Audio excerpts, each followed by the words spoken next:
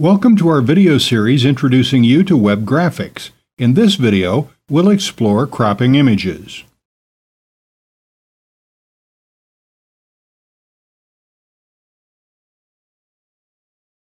In this video, I'm going to talk you through how to crop images and what to crop an image means. That means effectively to select an area of the image and then remove everything outside that area. Okay, I have IrfanView open here, and I have a Lilies photo open. And actually, just before we start cropping, something worth mentioning quickly.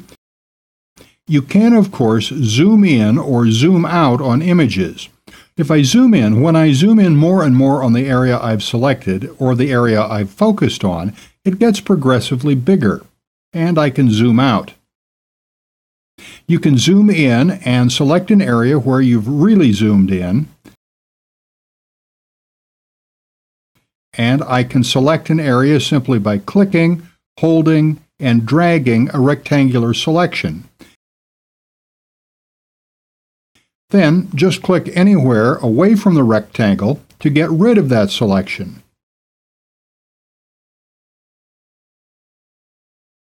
But let's zoom out so we can make a wider selection. So I'm going to click, hold, and drag to select this area here.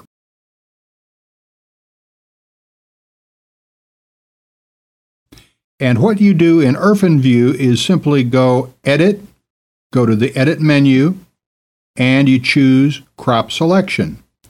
And watch what happens to the image. Everything disappears apart from the selected area. Let's maximize the window, and there you go, that's all that's left.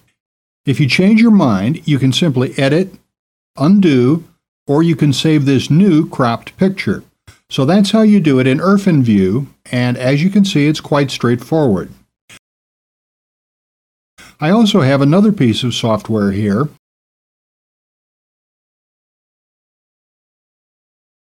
I've installed and opened up Paint.net, as it's called, and its web address is getpaint.net.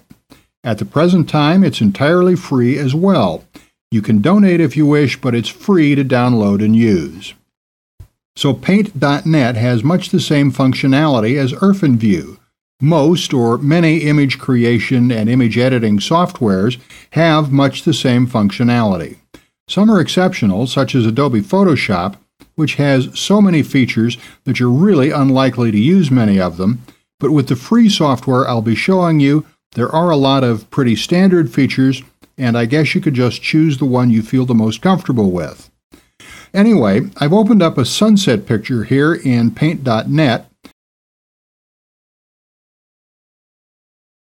and in this Tools, this floating toolbar effectively, or Tools selector, there's the rectangle select, and you can actually also ellipse select. But for rectangle select, just click there to select it, and then if we were to select, let's say, this area, then we could crop that. Alternatively, if I click away to get rid of that selection, let's go with ellipse select.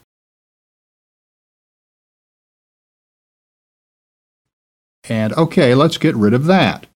What you want to do is start in on one of the corners, such as here, and then expand it diagonally. That gives you the best sense of how the ellipse is going to develop. Let's just take that area and then Image, Crop to Selection, and it's done. So that's how you can crop in Paint.net. And finally, GIMP, which I touched on in the previous video. GIMP can take a little bit of getting used to, since you have to deal with multiple windows as opposed to one single window. But there's the image window, the Layers, Channels, Paths window, and with GIMP, this is the main toolbox, effectively. But let me just click on the image window. And excuse me, wrong one. Let me minimize that. And again, this is a drawback to GIMP because sometimes you do click on the wrong window and it takes you to another piece of software. But this is what I meant to click on to bring this image to the foreground. And let's drag it over here a little. Okay, so again, we have a rectangle tool. Select rectangular regions or select elliptical region, and let's go with rectangular this time.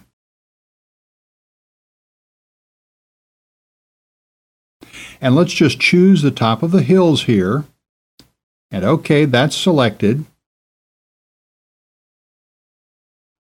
And again, the image menu, crop image, and it's done.